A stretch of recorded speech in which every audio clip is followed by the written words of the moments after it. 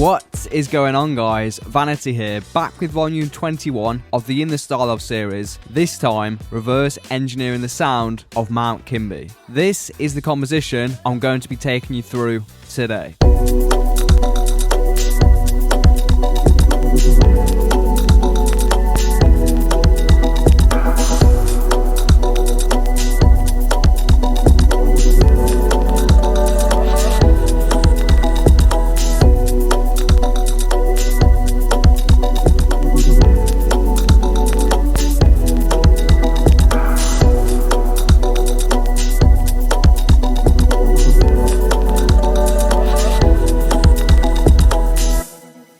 The chapter times for each segment are, as always, in the pinned comments below. I tried to base this composition around the vibe of their 2010 album, Cooks and Lovers. I prefer this album compared to the newer 2013 Cold Spring Faultless Youth project, as I think it just better demonstrates their sound. It's also ranked as one of the classics in electronic music. The first element I'd like to dive into is the drums. Here's what they sound like all together.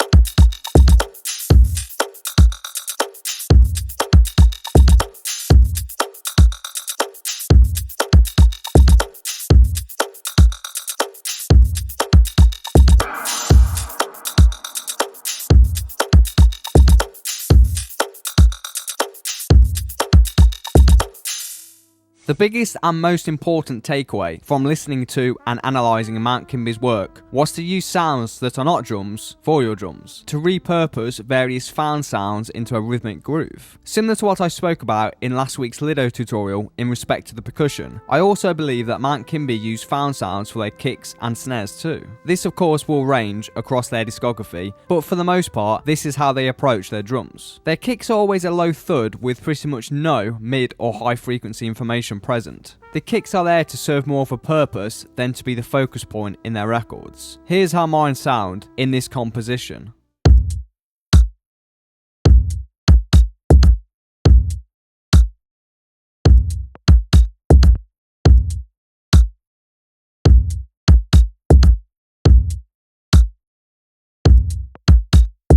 I went for two different kick drums that kind of bounce off each other to create a rhythm in themselves. They only hit together on the first beat of every bar, essentially giving me three different sounds from just two kick drums. For me, it was important to approach this composition right from the start as lo-fi or not keeping everything super clean. I wanted to make sure the drums included had extra sounds and noise present in them to really bring some added textures into this track. So I chose to sample the kicks from a couple of different drum breaks, which is why you can hear percussion chops still present on the samples. If you make sure you spend enough time finding and processing the samples right from the get-go, it makes everything else a lot easier when approaching this kind of sound. Processing wise, I went for Ableton's EQ, making three separate adjustments. Firstly, we're rolling off everything under 50Hz to stop anything that low interfering with the bass line. The cut at 500Hz cuts away any muddy frequencies that may be present. I also find this dip to be a pretty standard practice for most sounds. The high-end roll-off around 10 kHz is to remove some of the hi-hats present from the sample break.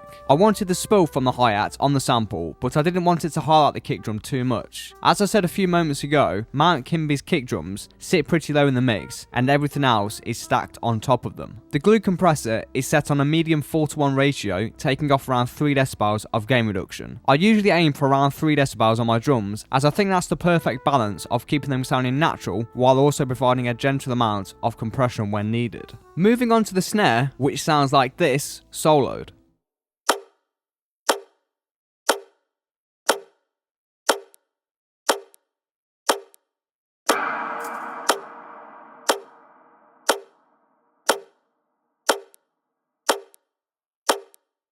The sound themselves come from a found sound library. I've included them in the Mount Kimbie sample pack too. I mentioned this website in my last tutorial, but it really is a great resource for downloading tons of free samples. It's called freesound.org, and you actually used to be able to download complete sample packs, but I'm not sure if this feature has been removed. They're not samples in the sense of synth loops or drum breaks, but more of a resource for all kinds of free found sounds and field recordings. The processing on the snare drum is also identical to the kick kick drum, I'm just taking the high pass up to 100 Hz. This setup you can see here is my basic go-to for every bus or every group. I'm using the Ableton plugins more as an example, but an EQ and compressor will always be present on each of my group channels. I'll always group similar sounds in a track together, so all the musical elements to one, vocals to another, etc. You may have already noticed that in this track I've got the kick, snare and percussion groups sent to another drum bus in order to apply further processing to everything together. More on this in just a moment. The percussion in this track sounds like this, soloed.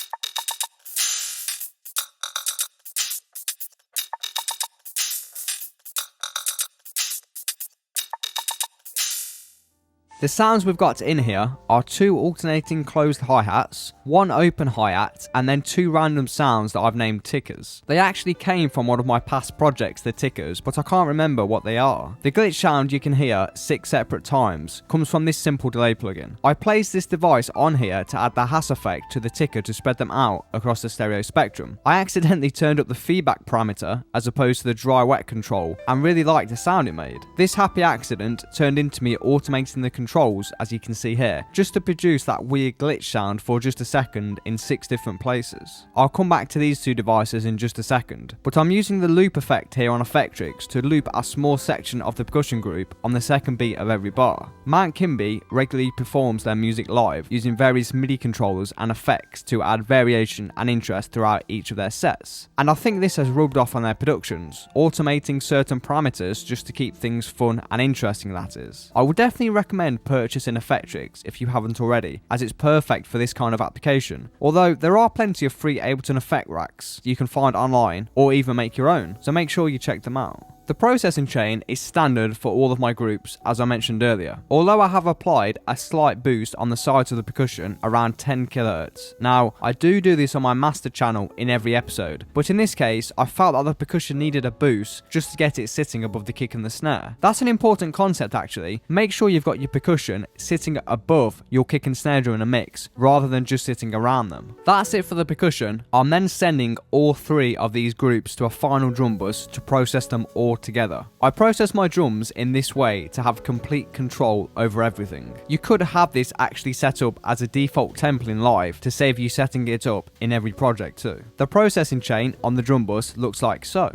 The EQ at the start here is rolling everything away under 50 Hz. I've also got something turned on, I guess, in the hidden features menu. In Live, several of the EQ8's control are only available via the right click on PC and control click on Mac. These options are what's called the context menu, and within this menu, we've got oversampling. Enabling this option causes EQ8 to internally process 2 times the current sample rate, which allows for smoother filter behavior when adjusting high frequencies. There is, however, a slight increase in CPU usage when using the oversampling mode. I do have this turned on, as you can see here. Back in Live 8 and earlier versions, there was a high quality option also listed in this menu. However, as of Live 9, this option has been removed. EQ8 now always operates in this mode, which is pretty useful. The scaling option down here I also wanted to mention. The scale field will adjust the gain of all filters that support gain. By default it's set to 100%, but I've later changed it to 200%. This effectively lets me emphasize existing bands or ease them off if they're too strong.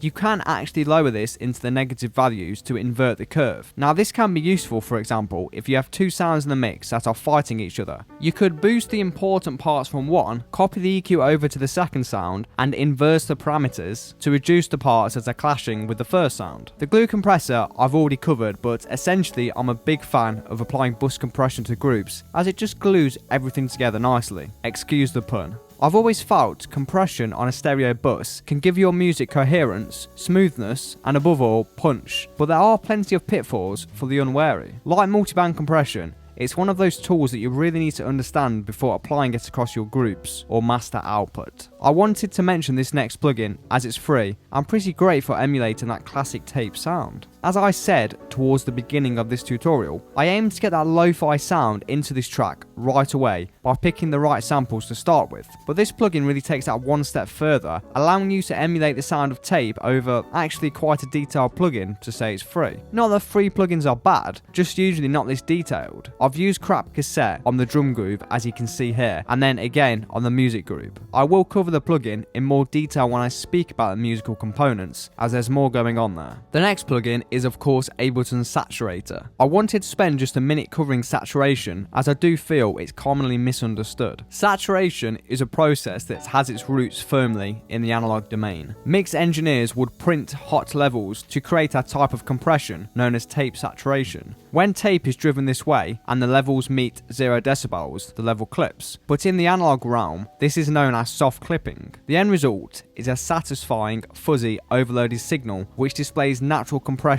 and limiting characteristics. Engineers would use this tool a lot on certain elements of the mix. Digital systems are generally a lot stricter, and really anything above 0 decibels is considered as hard clipping. Anything beyond this brick wall should create digital distortion. Of course, this isn't technically accurate when it comes to modern DAWs and interfaces, as many incorporate a soft clip algorithm in their channels and master bus. This is why, for the most part, you don't experience a huge problem if you induce small amounts of clipping in Ableton or really any DAW. The soft clipping that occurs in these situations is certainly better than digital distortion, but doesn't create the effects we're looking for here. If you wish to recreate that classic tape or tube saturation sound, then a dedicated plugin or hardware processor is called for. Of course, you could go all out and invest in some real tape or tubes, but as most of us are now producing in the box, Ableton's option gets the job done nicely. Alright, moving on to the musical components. They consist of just 2 pads and a piano. I'll cover the vocals separately. Together, they sound like this.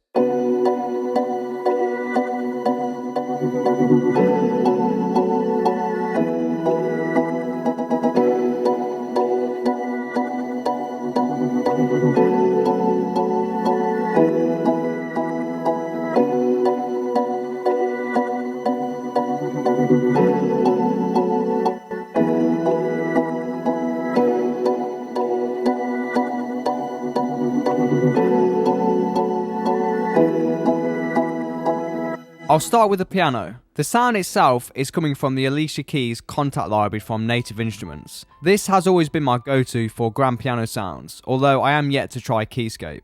Mount Kimbie are very much known for their use of real-world acoustic instruments paired with dreamy organic sound textures, which is why I chose to go for an acoustic piano and a pair of pads running from Omnisphere. I'll just quickly play you everything soloed. So first the piano.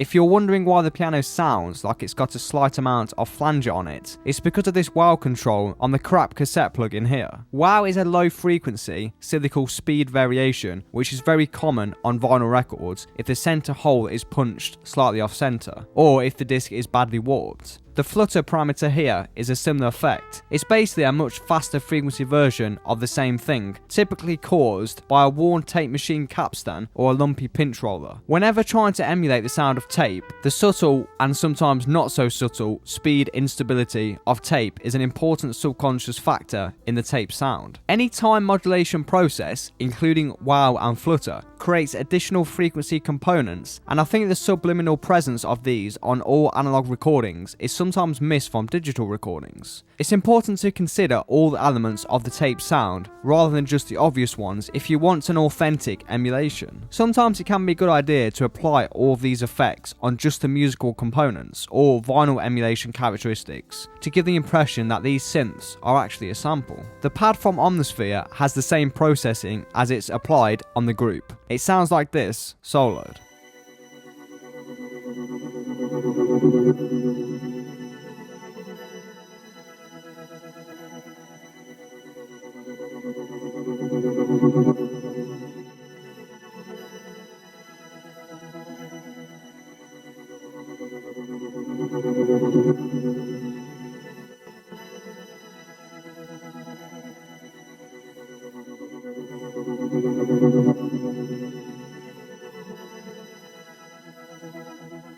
You may have noticed, if you're listening on headphones, that I've applied automation to two separate parameters. The first is the volume via this utility device that's automating the volume up, as you can see here. The reason for this is that the pad has an LFO that seems to speed up the longer the note is held down. So if I play you the track again, listen out for the pad and its increase in volume.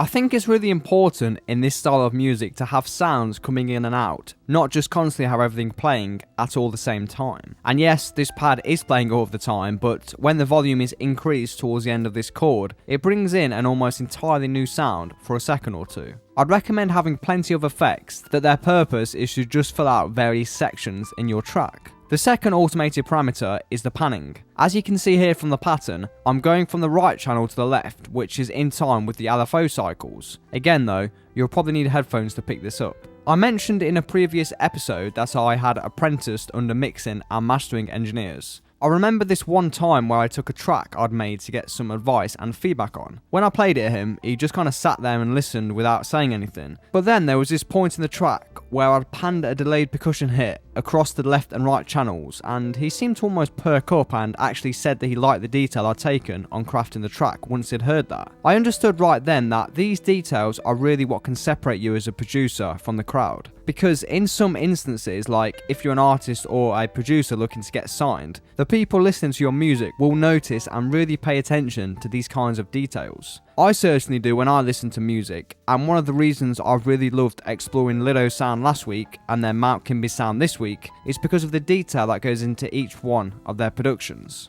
Alright, I want to briefly cover the vocals, which sound like this, soloed.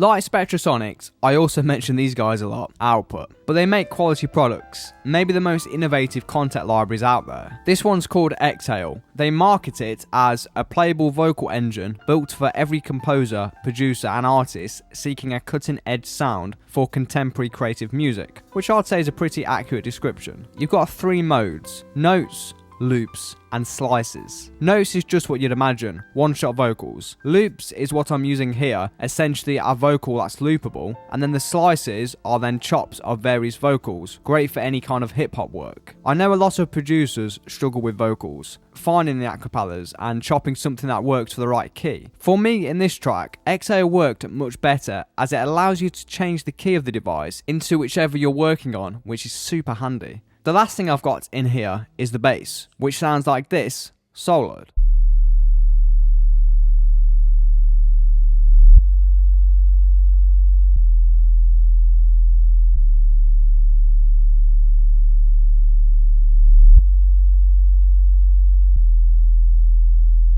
The sound itself comes from Serum, which definitely has the cleanest oscillators, so it's perfect for sub bass. I kept the processing very simple as you can see here, but there is one thing I did want to mention. anyone that is wanting to bring acoustic elements into their work, for example a double bass may have worked great on this track, or an acoustic guitar, perhaps even a saxophone. There are websites where you can search for session musicians in whichever instrument category you're looking for, who will play your track or riff idea and then send it you over in a given time period. It's very inexpensive too for the service you're getting, so you can basically order a custom sax solo for your track and have it within 24 hours, which I think is pretty cool. I've linked some websites below. I think this is something worth considering, as there have been many times for myself when I thought a saxophone would fit great there, or a double bass may work better than a synthesized one. Again, just some food for thought. Onto the mastering chain, which I've again used all of Ableton's plugins for. I've kept it limited to just 3 devices, as you can see here. We'll start with the EQ. I'm rolling everything off around 250Hz and then boosting at 11 kHz on the sides of the track. The boost at 11 kHz is for that air sound that's commonly spoken about in music production. It can be quite difficult to describe, but it just lifts the top end of the track and really makes it sound sweeter on headphones. Anything under 250Hz in a track, in my opinion, should be in mono anyway, and this just ensures nothing below that frequency is present on the sides of the record. I've then got the glue compressor, with which I'm aiming for around 2 decibels of gain reduction at any given time.